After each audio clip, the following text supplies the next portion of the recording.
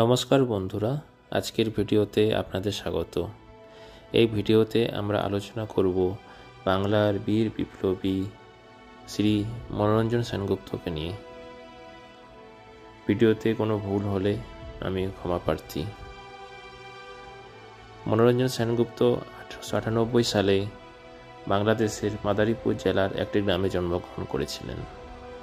তিনি ছিলেন আরেক বিপ্লবী পূর্ণচন্দ্র দাসের সহকর্মী এবং পূর্ণচন্দ্র দাস প্রতিষ্ঠিত গুপ্ত বিপ্লবী সংগঠন মাদারীপুর সমিতির সদস্য।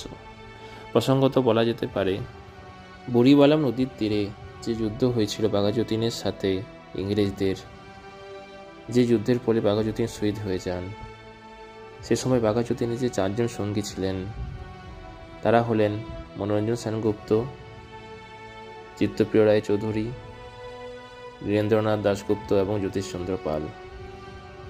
ইনারা সকলেই মাদারীপুর সমিতির সদস্য ছিলেন। শ্রী মনোরঞ্জন সেনগুপ্ত বাংলা বিপ্লবী বাঘাযতীনের নেতৃত্বে 1915 খ্রিস্টাব্দে সেপ্টেম্বরে উড়িষ্যার বালেশ্বরের সমুদ্র উপকূলে জার্মান জাহাজ মেভেরিক থেকে অস্ত্রশস্ত্র গোলাবারুদ সংগ্রহের কাজে যুক্ত ছিলেন। প্রথম বিশ্বযুদ্ধের সময় 1915 সালে বাংলার বিপ্লবীরা বাঘাযতীনের নেতৃত্বে জার্মানিদের কাছ থেকে অস্ত্র সংগ্রহের জন্য উড়িষ্যার উপকূলে অপেক্ষা করছিলেন, কিন্তু এর খবর ইংরেজদের কানে পৌঁছে যায়। তারা চট্টগ্রাম, নোয়াখালী, উড়িষ্যার সমস্ত পূর্ব উপকূল বন্ধ করে দেয়। বিপ্লবীরা উপকূলের গভীর জঙ্গলে লুকিয়ে পড়েন। 9 সেপ্টেম্বর 1915 সালে তারা উড়িষ্যার বালেশ্বরে পৌঁছন। সাঁতার কেটে বুড়িবালাম নদী বের হন এবং একটা জায়গায় আশ্রয় নেন। এই খবর কোনোভাবেই ইংরেজদের কাছে পৌঁছে যায়। তারা সারাশির মতো পরিকল্পনা করে বিপ্লবীদের আক্রমণ করে। 75 মিনিট ধরে ভীষণ যুদ্ধ চলে। 5 জন বিপ্লবীর সাথে 100-র বেশি সৈন্য ইংরেজ সৈন্যদের। এই যুদ্ধে চিত্তপ্রিয় রায় চৌধুরী শহীদ হন, বাকিরা সকলে আহত হন।